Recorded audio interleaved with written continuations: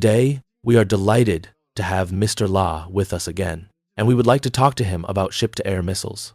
We know that the U.S. Navy recently test-fired the Patriot 3 anti-missile missile. First, we would like to ask Mr. La about the differences between ship-to-air missiles and surface-to-air missiles. Essentially, these two types of systems are quite similar in their main functions and components, including corresponding radar command and launch systems, as well as related logistics support systems. However, in terms of the operational environment, ship-to-air systems are more complex. For example, most surface-to-air systems are launched after coming to a stop. Especially large ones even require special leveling, surveying, and system deployment, which means they operate in a relatively stationary state, basically a static to counter dynamic mode. A few surface-to-air systems have the capability to launch while moving. As you know, typical examples include the Tor and China's Hongqi 17 systems, which can launch while in motion. Launching while moving poses a series of relatively difficult problems, including how to stably track targets while moving, how to achieve smooth exit from the launch tube and rapid turning during movement, and how to track and guide the missile while moving. In fact, ship-to-air systems are launched from a moving warship platform. Although the speed may not be very high, it is essentially a moving platform. At the same time, due to maritime conditions such as wind, waves, high sea states, etc., there are issues like high salt, high humidity at sea, and even high temperatures in tropical regions. Therefore, ship-to-air systems may be slightly more technically complex than surface-to-air systems. So we can see that when a general surface-to-air system is transplanted to a ship, it still requires secondary development, optimization, improvement, or a modification process. Currently, among the major countries in the world, only a few systems can develop complete ship-to-air systems. Larger ones include, for example, the U.S. system, which typically includes Standard Missiles, Sea Sparrows, Rams, etc., paired with its Aegis system. Some countries follow the U.S. system, such as Germany, Japan, and South Korea, which purchase U.S. radars and missiles. Then there is China's system, including our Hongqi 9, Hongqi 16, Hongqi 10, etc., paired with corresponding four-sided phased array radars, dual-sided phased array radars, or three-coordinate radars. The remaining smaller ones include the European system we mentioned earlier, which is mainly based on the Aster series paired with corresponding radars. Even smaller ones include Israel's Barak system and Russia, which now mainly relies on the 9M96 and 9M100 series as major systems. So it can be seen that worldwide, there are not many countries capable of leading and organizing the development of such ship-to-air systems, and there are probably only these main options. Similar to the situation with fighter jets, there are probably only a few major technological and economic powers, a few major forces in the world that have this capability. We know that U.S. ship-to-air missiles are basically developed independently, while those of other countries such as Europe, our country, the former Soviet Union, and now Russia seem to be basically derived from surface-to-air missiles. What are the advantages and disadvantages of these two approaches? This is related to national conditions and development history. A typical example is the United States, where its Navy has always focused on aircraft carrier battle groups, and its Navy faces relatively high air attack pressure. Since the era of the former Soviet Union, because the former Soviet Union did not have a strong aircraft carrier formation, it attached great importance to the development of bombers and anti-ship missiles targeting U.S. aircraft carriers, as well as various types of equipment for attacking aircraft carriers. Therefore, the United States has always attached great importance to ship-to-air defense and its own naval air defense, which is different from its land-based air defense. For a long time, its army has fought under the cover of the Air Force, and air defense mainly relies on the Air Force, so its land-based air defense pressure is not particularly great. The systems it has developed include Patriot, and there is even a gap in between, directly reaching the level of Stinger. Later, some anti-ballistic missile needs emerged, which were based on post-Cold War threats, including THAAD and Patriot 3, etc. So we can see that its Navy attaches relatively high importance to air defense. For a long time, its ground-based air defense has been relatively weak or developed relatively slowly. So this typical situation has emerged. Its Navy, especially its radar and missile systems, have been constantly evolving. For example, the Aegis system has evolved through more than 10 versions, and now it is called Baseline 10. with a very fast evolution speed in this equipment. Because its Navy needs to deploy globally, it faces various threats, including those from the former Soviet Union and now China, and it attaches great importance to this aspect, which is a feature that distinguishes it from other countries. As for other countries, such as the former Soviet Union, including Russia later, they have basically not achieved much in the Navy. It is basically regional or existential. The same applies to Europe. Basically, each European country's Navy may be about the size of one of our destroyer flotillas. It is mainly responsible for regional tasks or safeguarding the country's own maritime strategic security, and it does not have the need for global offense. Therefore, in these countries, they may not have a large enough volume to support a complete and independent system for naval air defense, so they choose to share and co-develop with ground systems, specializing for different field needs. This is their development idea, which is a relatively different point between the United States and other countries. Mr. Law just mentioned that ship-to-air missiles basically require the capability to strike while moving. If such ship-to-air missiles are directly converted into surface-to-air missiles, is it possible for them to retain the capability to strike while moving? For example, if a missile like the Standard 6 is transferred from sea to land, is it possible for it to have the capability to strike while moving? Or what are the limitations of such air defense missiles that can strike while moving? What conditions are required to develop them? Or are there any limitations on their size? Because a warship is a large platform, which includes anti-rolling measures during movement, and its launch and radar systems can be arranged separately. It is a large platform, so to achieve launching in high sea conditions or under pitching and rolling conditions on this platform, various means are used to solve the problem. However, if you transfer this requirement to the ground platform is a vehicle, and the vehicle cannot be too large. Otherwise, there may be problems when crossing bridges, roads, or being transported by railway. If relevant equipment is to be moved to the ground, the volume of this set of equipment may be very large, and many vehicle platforms cannot carry it. So we can see that ground-based systems with the capability to launch while moving are basically small ones like Tor and Still.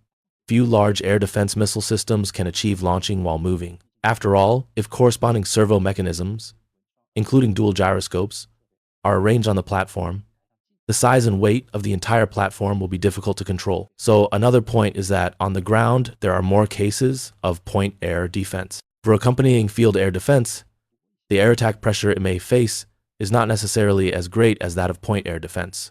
Therefore, ground-based air defense is mainly focused on point air defense, mainly static air defense to protect key targets, and does not particularly emphasize the capability of launching while moving and rapid maneuvering transfer. For example, take the US Patriot system, which itself uses semi-trailers and mainly relies on road mobility. Its deployment and withdrawal time is still far worse than that of maritime systems. As for whether it is possible to move the ship-to-air system to the ground, I think it is no problem as a point air defense system. Moving the ship-to-air system to the ground, such as the US, using Mk-41 to develop the Seafeng missile launch device before, which now mainly focuses on warfare and missiles. But if it comes to moving the air defense system, I think it is possible. The key is to match it with corresponding radar, command and control, and support systems. With these added, it will be no problem as a ground-based point air defense system. It just depends on whether the US Army has relevant needs, or if it is used to having the Air Force help solve air defense problems, it may be indifferent or not care much about this aspect. If it has needs in this area, for example, directly moving the advanced Sea Sparrow system to the ground to become a small regional air defense system with a range of more than 50 kilometers, I think it is quite suitable for field operations. The US Navy is currently testing the Patriot 3 missile. Does this mean that navies of various countries may have to face the threat of ballistic missiles directly in the future? Mr. Law, please tell us, is this shipborne terminal anti-missile? Because Patriot 3 is a terminal anti-missile, right? That's right. As we can see, the motivation behind the US considering fitting the Patriot 3 into the Mk-41 vertical launch system for related tests is that, based on current configurations, its main interception targets for missiles like Standard 2, Standard 6, and Advanced Sea Sparrow are still traditional ones such as aircraft and cruise missiles. However, it is currently lacking in equipment for intercepting ballistic missile targets, especially for intra-atmospheric interception, which is completely different from the exo-atmospheric interception capability of Standard 3, and there is a lack of relatively effective equipment. Although Standard 2 and Advanced Sea Sparrow have certain anti-ballistic capabilities, They are not specifically designed and optimized for anti-ballistic missile operations. At present, as we know, China's ballistic missiles can target aircraft carriers, and in the Red Sea, the Houthis have used ballistic missiles to attack warship targets. Although their level is relatively low, they have achieved strikes on warships with ballistic missiles. From this perspective, I believe that in the future, the navies of various countries, whether the United States or our country, may face threats from high altitude, high-speed ballistic missiles and maneuverable warheads, which is a threat we must confront. This has gradually replaced traditional subsonic and supersonic cruise missiles and will become a major threat in the future. Another type of threat, which is often mentioned, includes LRSAM and NSM, manufactured by Norway's Kongsberg, widely used by Western countries. This type follows a different model. It is highly stealthy, with high infrared stealth capabilities, flies at ultra-low altitude over the sea, basically does not rely on an active radar seeker. There is no active radar seeker, mainly relies on infrared imaging, and has no radiation source that actively emits signals to expose its position. These stealthy sea-skimming ultra-low altitude cruise missiles and high-altitude, high-speed maneuverable ballistic missile warheads are two typical key targets that future naval air defense and warship air defense need to address.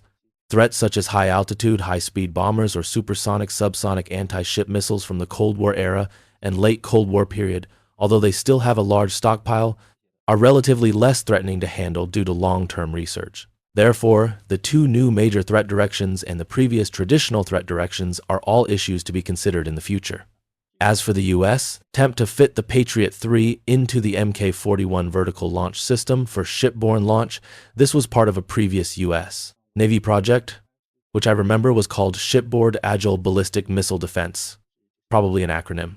The idea was to deploy a multiple missiles per cell system on warships, preferably 4 missiles per cell, with strong anti-ballistic missile capabilities to address threats to warships from shore-based long-range rocket artillery and ballistic missiles.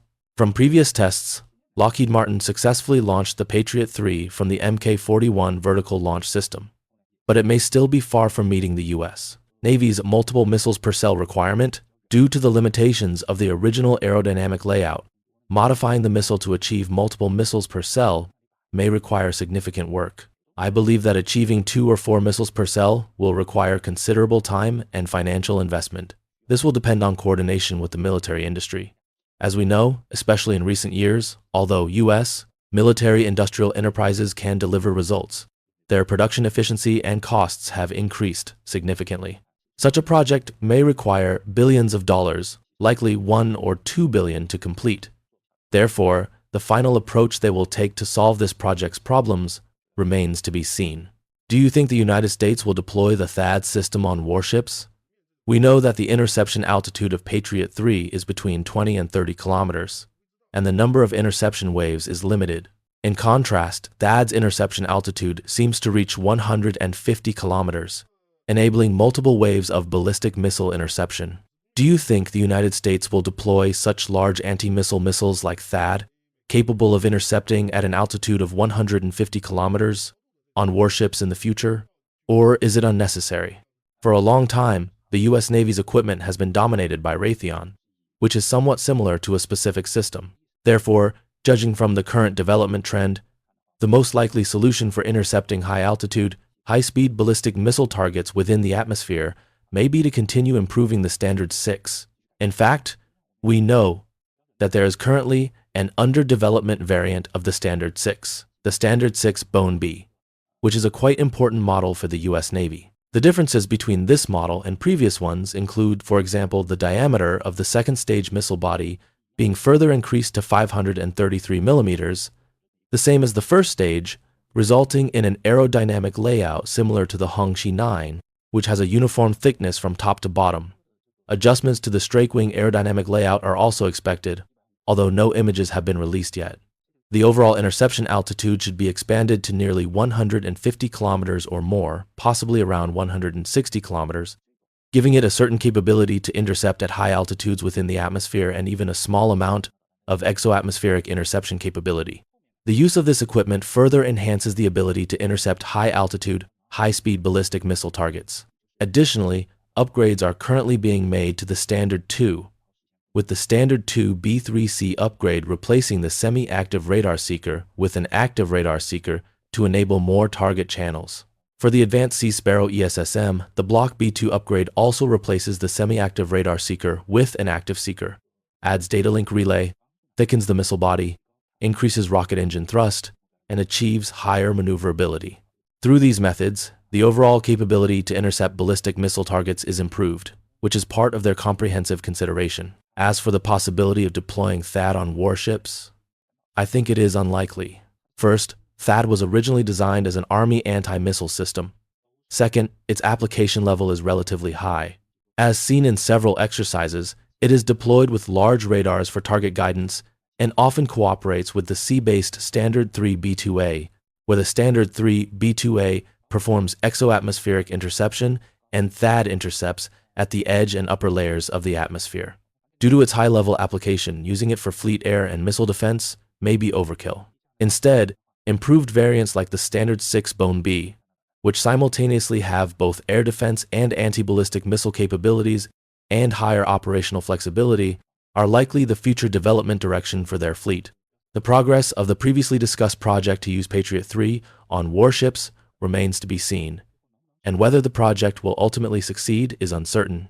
This is because the technical indicators proposed are very high, requiring 4 anti-ballistic missile weapons per Mk-41 cell, which indeed poses a significant challenge. Since anti-ballistic missiles require a certain amount of kinetic energy, mass, and lethality, the missiles cannot be particularly small. Converting the Patriot 3 to achieve 4 missiles per cell will require a lot of time, effort, and cost, so the project remains to be observed. Mr. La, in our previous interview, we discussed that anti-missile missile seekers are best to use millimeter wave or infrared imaging. However, we know that the seeker used by the Standard 6 seems to be in the X-band or I-band, J-band. If the original seeker with such bands is used, will the anti-missile effectiveness be reduced? Or, conversely, if it switches to an anti-missile seeker, will the air defense efficiency be reduced? Well, as far as we can see currently, the level of ballistic missiles targeted by its ship-to-air defense and anti-missile systems is not particularly high. They are mainly those like the long-range rocket artillery or ballistic missiles launched from the shore, such as those used by the Houthis. After all, the needs of fleet air and missile defense for self-protection are different from those of theater-level air and missile defense for protecting distant important targets, and the former mainly focuses on self-protection. In this regard, the consideration is still to improve anti-ballistic missile capabilities based on existing equipment. If one day the threat faced becomes greater and the incoming warheads are more capable, it is possible to further upgrade the equipment. From the perspective of equipment development or long-term military-industrial development, this is a process of gradual improvement. Judging from the relevant design information available online about the Standard 6 Bone B, it still further expands anti-ballistic missile capabilities based on existing air defense missiles, rather than being a dedicated anti-ballistic missile equipment. Indeed, it still depends on the type of typical targets it intends to intercept, which is related to development ideas and assessments of existing threats. However, regardless, the fact that they are considering this and improving capabilities represents a significant leap compared to the incremental upgrades of the Standard 2 family, which is something we should recognize. This also means that in our subsequent research on equipment corresponding to their strike means we need to take these issues into account. That is, for our current equipment, after the future commissioning of their Standard 6 Bone B, which of our equipment may be more suitable, and whether we need to further upgrade our equipment, which I believe is a dynamic development process. Mr. Law, you just mentioned that THAAD is used at a relatively high level. The U.S. now also has a large number of Standard 3 mid-course anti-missile ship-to-air missiles equipped on warships. We know that the launch conditions for the Standard 3 are very complex, and it even requires support from the radar of the shore-based THAAD system. This shows that the level of ship-to-air missiles used by the U.S. Navy is also very high. Do you still think it will not deploy anti-missile missiles at the level of THAAD on warships? Let me put it this way. If we analyze the Standard 3, it is a system enhanced for mid-course interception outside the atmosphere, meaning its main interception altitude exceeds the atmospheric height, focusing primarily on exoatmospheric interception. That's why you see the Standard 3 tie on a special 2-piece half-shell seeker fairing that can separate, similar to how a launch vehicle deploys a satellite. With its infrared seeker, designed essentially for mid-course interception outside the atmosphere. Its design philosophy differs from THAAD. THAAD still has a conical nose structure with infrared windows on the sides, catering to both intra-atmospheric and exo-atmospheric operations. In terms of operational hierarchy, systems like the Standard 3 B2A are not designed for fleet self-protection, but for fleets to protect distant critical targets. The use of such weapons requires high-level command coordination involving satellites, radars, and even the entire Asia-Pacific guidance and command network, which differs from the command needs of fleet air and missile defense for self-protection against incoming anti-ship missiles. Thus, in daily drills, the use of Standard 3 B2A requires high-level theater coordination and even linkage with THAAD, where Standard 3 intercepts exo-atmospheric targets and THAAD fills gaps by engaging intra-atmospheric targets. This operational mode is quite different from Fleet Air and Missile Defense Command. Mr. Law, in your opinion, in what direction will ship-to-air missiles develop in the future? Let's analyze from the perspective of typical threat categories. So far, naval warships may face several types of threats. One is high-altitude, high-speed ballistic missiles in the upper atmosphere, and even incoming targets like glide vehicles or wave-riding vehicles with larger lift coefficients that may emerge in the future. For intercepting such targets, from the fleet's own perspective, the maximum capability may be to intercept incoming ballistic missiles within the atmosphere, or at low exoatmospheric altitudes, i.e., at around 100 plus kilometers with a range of approximately 300 to 400 kilometers. This is one demand. Additionally, the application of air-launched platforms, i.e. bombers, is now developing in new directions. For example, the US has tested launching LRASM from B-1B, and domestically, there are cases of launching ultra-long-range anti-ship missiles like YJ-21 from H-6 bombers. Regarding how to repel bombers at the maximum possible distance, we see that the range for engaging LRSAM is at least 600 kilometers, and if H-6 launches YJ-21 via a high trajectory, the range may reach nearly 10 kilometers. Thus, there is a demand to further extend the interception range against high-altitude bombers, such as intercepting targets 600 kilometers away under early warning aircraft guidance to repel them and prevent successful missile launches. This is another demand. Another demand concerns stealthy subsonic ultra-low-altitude sea-skimming anti-ship missiles like JSM or NSM. For such targets, the first issue is to extend the detection range of highly stealthy, ultra-low-altitude targets by networking radars with early warning aircraft and improving radar detection capabilities against stealth targets. A warship's own radar may only detect such targets within tens of kilometers, but with early warning aircraft support, this can be extended to tens or even hundreds of kilometers. Intercepting such targets requires ship-to-air missiles with sufficient precision and high maneuverability. This is the third demand, targeting stealthy, high subsonic targets within tens of kilometers. A fourth demand targets potential future air-breathing hypersonic targets, such as Russia's Zircon, which flies at speeds of 3 to 5 Mach at altitudes around 20, 0 to 30, 0 meters. Corresponding interception means are also required. To address these four threat categories, equipment must be designed based on their characteristics. Currently, ship-to-air missiles show several trends. First, specialization for ballistic missiles, such as Standard 6 Boneby or Standard 3 B2A, for example. Standard 3 B2A is dedicated to ballistic missile interception, and the U.S. effort to fit Patriot 3 into vertical launch systems also targets ballistic missile interception. Europe is upgrading the Aster series, such as the Aster Bone modification, to enhance anti-ballistic missile capabilities on existing platforms by improving seeker precision and algorithms. Second, extending air defense missile ranges. For instance, the Standard 6 Boneby is projected to reach 500 or even 600 kilometers, while Europe is extending the Aster 15 from 30 kilometers to 60 kilometers to enable interception at longer ranges for more engagement opportunities, rather than launching large numbers of missiles at close range, which is inefficient, though increasing launch quantity is also a tactic. Third, application of advanced technologies. Future developments may include composite seekers, integrating active radar and infrared, new high-precision radar seekers with improved recognition accuracy for stealth and small targets, and integration of active phased array and gallium nitride technologies. Fourth, targeting new threats. Ballistic missile maneuverable warheads require interceptors with high maneuverability and energy characteristics, leading to wider adoption of technologies like dual-pulse, multi-pulse engines, variable thrust solid motors, and lateral thrust direct force control, further improving interceptor performance. Future development directions will align with threat levels, with equipment designed based on target characteristics. Mr. Law, you just mentioned that in addition to improvements in guidance, extending range is crucial for future air defense missiles. Extending range may require larger missiles will existing vertical launch systems, such as the US Mk-41 and China's 850 mm Universal Vertical Launch System be insufficient? Will larger launch systems be needed in the future? To put it this way, the US Mk-41 currently has certain limitations in its application. From an advisory perspective, I think they may need a larger size system, but this involves existing infrastructures.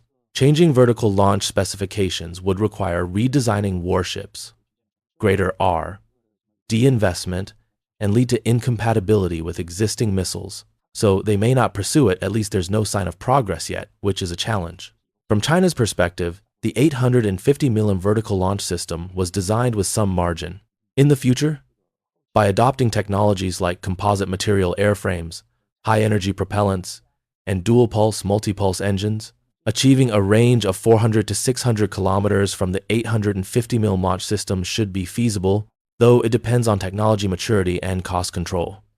After all, making missiles too expensive is undesirable. They would be showbetter to use in combat, and production quantities would be limited.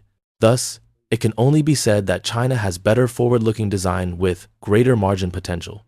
But converting potential into capability will take time. Thank you, Mr. Law. That concludes today's interview.